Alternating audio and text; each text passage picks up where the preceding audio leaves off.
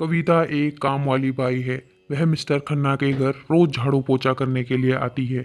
Mister Khanna एक बहुत अच्छे इंसान हैं। उन्होंने कविता के बेटे राम का एडमिशन एक बहुत बड़े स्कूल में करवाया है। साहब बहुत बहुत धन्यवाद आपका। मैंने तो उम्मीद ही छोड़ दी थी कि मैं राम को कभी स्कूल भेज भी पाऊंगी। कविता, राम एक बहुत होनहार लड़का है और उसकी काबिलियत को देखते हुए ही मैंने उसका एडमिशन बहुत बड़े स्कूल में करवाया है। तुम चिंता मत करो और तुम्हें धन्यवाद कहने की भी ज़रूरत नहीं है। बहुत बहुत शुक्रिया साहब। ऐसा कहकर कविता वहाँ से चली जाती है। तभी मिस्टर खन्ना का बेटा नीरज वहाँ आ जाता है। पापा, आपने ये बिल्कुल ठीक नहीं किया। आपने उस राम का एडमिशन मेरे स्कूल में क्यों करवाया? मुझे वो बिल्कुल भी पसंद नहीं है। और अगर मेरे दोस्तों को पता चल गया कि मेरे घर में काम करने वाली नौकरानी का बेटा है तो क्या होगा? तुम सही कह रहे हो नीरज बेटा। पता नहीं मैं भी तुम्हारे पापा को समझाते समझाते थक गई, लेकिन ये मेरी सुनते कहाँ हैं। और मैंने तो ये भी सुना है कि पहले जिस स्कूल में वो पढ़ता था वहाँ वो फर्स्ट आया है, और अब उसकी वजह से तू पढ़ाई में पीछे न रह जाए बेटा। क्लास में फर्स्ट तुझे ही आना है। ओहो राशि, ये क्या कह रही हो तुम? ये क्या उल्ट पुल्ट सिखा रही हो बच्चे को? अगर हमारा बेटा काबिल है तो वो राम के साथ स्कूल में पढ़कर भी फर्स्ट आ सकता है। ऐसे में स्कूल में राम रहे या ना रहे क्या फर्क पड़ता है? और वैसे भी तुम्हें तो खुश होना चाहिए। राम एक गरीब लड़का है, उसके पिता बीमार हैं, और अगर ऐसे में हम उनकी मदद कर रहे हैं तो ये हमारे लिए बहुत सौभाग्यशाली बात है। हमें किसी की भी मदद करने से कभी पीछे नहीं हटना चाहिए राशि, और तुम्हें यही नीरज को सिखाना चाहिए। जब भगवान ने हमें इतना सक्षम बनाया है कि हम किसी की मदद कर सकते हैं तो हमें उनकी मदद करनी चाहिए। हाँ हाँ, तो मैं कहाँ आपको मना कर रही हूँ। आपकी जो मर्जी आए आप वही कीजिए। आप वैसे भी कहाँ मेरी सुनते हो। मैं तो बस इतना कह रही हूँ कि उस राम की वजह से कहीं मेरे बेटे को पिछड़ना न पड़ जाए। वो क्लास में फर्स्ट आता था तो अब कहीं राम फर्स्ट न आए। आपको तो मैं नहीं रोक सकती, लेकिन अपने बेटे के बारे में तो मैं सोच ही सकती हूँ। फिर अगले दिन से राम भी नीरज के साथ उसके स्कूल में जाने लगा। नीरज अपने दोस्तों के सामने राम की बहुत इंसल्ट किया करता था। कुछ ही दिनों बाद स्कूल में गणतंत्र दिवस का आयोजन होना था। हेलो क्लास, कल हमारे स्कूल में गणतंत्र दिवस के उपलक्ष्य में ड्राइंग कंपटीशन होने वाला है, तो आप सभी लोगों को उसमें पार्टिसिपेट करना है। तो जो भी सबसे अच्छी ड्राइंग बना के लाएगा प्रिंसिपल मैम उसे प्राइज़ देंगी। तो आप सभी को बहुत अच्छी अच्छी ड्राइंग बना कर लानी है, और जो बच्चे स्पीच देंगे और डांस करेंगे उन बच्चों को भी प्राइज़ मिलेगा। देखना जॉय, ड्राइंग कंपटीशन में तो मैं ही फर्स्ट आऊँगा। फर्स्ट प्राइज तो मुझे ही मिलेगा क्योंकि मैं सबसे अच्छी ड्राइंग बनाता हूँ। और राम सुन, तूने मेरे स्कूल में एडमिशन तो ले लिया है, लेकिन तू मेरी जगह कभी नहीं ले सकता। मेरे स्कूल में मैं ही फर्स्ट आता था और मैं ही फर्स्ट आऊँगा, और तू होगा कंपटीशन से बाहर और मैं आऊँगा फर्स्ट। नीरज, अगर तुम फर्स्ट आओगे तो मुझे बहुत खुशी होगी। शायद जितनी खुशी मुझे अपने फर्स्ट आने पे होगी उतनी ही खुशी तुम्हारे फर्स्ट आने पे भी होगी। दो नीरज, क्या बात है? तू इस राम से इतना चिढ़ता क्यों है, जबकि वो तो तुझसे कितनी प्यार से बातें करता है। अरे जॉय, तुझे नहीं पता, ये हमारे घर में काम करने वाली आंटी का बेटा है। इसका घर तो एकदम टूटा फूटा सा और एकदम गली के अंदर जाकर, जहाँ बहुत ही ज़्यादा गंद और कीचड़ भरा हुआ था। एक दिन वो आंटी आई नहीं थी काम पे, तो मैं मम्मी के साथ इसके घर गया था। फिर मैंने देखा ये तो बहुत गंदी झोपड़ी में रहता है, और इनका बहुत छोटा सा और टूटी फूटी झोपड़ी थी यार, इसीलिए मुझे इससे बहुत चिढ़ होती है। ओहो, अच्छा हुआ नीरज तूने मुझे बता दिया।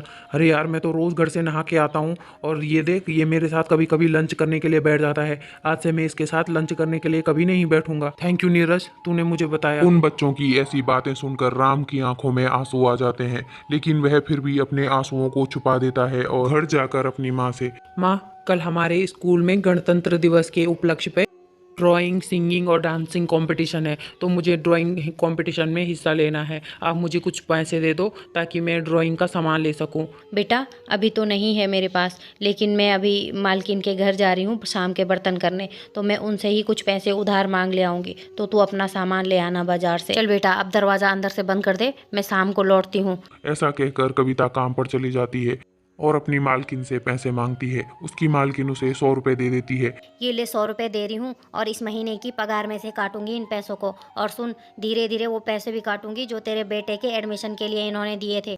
इतने में वहां नीरज आ जाता है। मम्मी, आप क्यों दे रही हो इन आंटी को पैसे? फर्स्ट तो मैं ही आने वाला हूँ क्योंकि मैं बहुत अच्छी ड्राइंग करता हूँ, और आप फालतू में इनको पैसे दे रही हो, ये पैसे वेस्ट हो जाएंगे। हाँ कविता, वैसे बात तो मेरा बेटा सही कह रहा है। मैंने इसको बहुत अच्छी जगह से ड्राइंग सिखाई है, और मेरा बेटा बहुत अच्छी ड्राइंग बनाता है। देख लेना, कल मेरे बेटे को ही फर्स्ट प्राइज़ मिलेगा। नीरज की ऐसी बातें सुनकर कविता मुस्कुराकर वहां से चली जाती है। शाम को राम भी अपने ड्राइंग करने का सारा सामान लाकर और अच्छी सी ड्राइंग बनाने लगता है। उधर दूसरी तरफ नीरज भी अपनी बहुत अच्छी ड्राइंग बनाकर तैयार करता है। अगले दिन सभी बच्चे स्कूल में अपनी ड्राइंग ले आते हैं, लेकिन नीरज अपनी ड्राइंग घर में भूल जाता है। जॉय, अब क्या होगा यार, मैं अपनी ड्राइंग शीट तो घर ही पे भूल गया हूँ। अब मैं टीचर को क्या दिखाऊंगा। नीरज, अब तो तेरे पास एक ही रास्ता है, तू यहीं पे रुक, हम सब हॉल में जाते हैं। अब तेरा हॉल में आने से कोई फ़ायदा नहीं है, और देखना आज का प्राइज़ तो मुझे ही मिलेगा, क्योंकि मैंने बहुत सुंदर ड्राइंग बनाई है। ये देख, तू आराम से क्लास में बैठ, तब तक मैं प्राइज़ लेकर आता हूँ। आज तो मज़ा ही आ जाएगा यार, मुझे फर्स्ट प्राइज़ मिलेगा आज। नीरज क्लास में रो रहा होता है कि तभी वहाँ राम आ जाता है। नीरज, तुम रो मत, ये लो, तुम मेरी ड्राइंग शीट दिखा दो, किसी को कुछ पता नहीं चलेगा। और तुम्हारा बहुत मन था ना कि तुम इस कंपटीशन में फर्स्ट आओ, तो क्या पता तुम मेरी ड्राइंग शीट से फर्स्ट आ जाओ। ये लो, तुम रोना बंद कर दो। लेकिन फिर तुम क्या दिखाओगे स्टेज पर? तुमने भी तो इसमें हिस्सा लिया है ना। तुम मेरी चिंता मत करो, मेरे पास एक दूसरी ड्राइंग शीट है, ये है ना, ये देखो, मैं ये दिखा दूंगा। लेकिन ये तो अभी कंप्लीट भी नहीं है, इसमें तुमने कलर भी नहीं भरे हैं, तो फिर तुम कैसे दिखाओगे? इतने में वहाँ क्लास टीचर आ जाती है। अरे बच्चों, वाओ, तुमने तो सबने बहुत अच्छे अच्छे ड्राइंग बनाए हैं। वाओ नीरज, तुमने तो बहुत अच्छा बनाया है बेटा। जॉय, तुम्हारा भी बहुत अच्छा है बेटा। और राम, ये क्या बेटा, तुमने अपनी ड्राइंग में कलर क्यों नहीं भरे हैं? खैर छोड़ो, चलो हॉल में सारे लोग इकट्ठा हो गए हैं, चलो हॉल में चलो। तो इस तरह से हमारे ड्राइंग कंपटीशन में फर्स्ट आते हैं नीरज खन्ना, उनको फर्स्ट प्राइज मिलता है, और सेकंड प्राइज मिलता है जॉय को, और थर्ड प्राइज मिलता है रोहन को। तालियां हो जाएं सबके लिए। इस तरह से फर्स्ट प्राइज नीरज को मिलता है। इसके पास ये ड्राइंग शीट कहाँ से आ गई? ये तो अपनी ड्राइंग शीट घर ही पे भूल गया था। जरूर कुछ गड़बड़ की है इसने। पता तो मैं लगा कर ही रहूँगा कि आखिर ये ड्राइंग शीट लाया कहाँ से है। और इस तरह से नीरज को मिलती है ये चमचमाती हुई ट्रॉफी। नीरज प्रिंसिपल मैम के हाथों से ट्रॉफी तो ले लेता है, लेकिन वह मन ही मन सोचता है, इस ट्रॉफी का असली हकदार तो राम है, क्योंकि ये ड्राइंग तो राम ने बनाया है। और मैं तो राम से कितनी नफरत करता था, लेकिन फिर भी उसने मुझे अपनी ड्राइंग दे दी।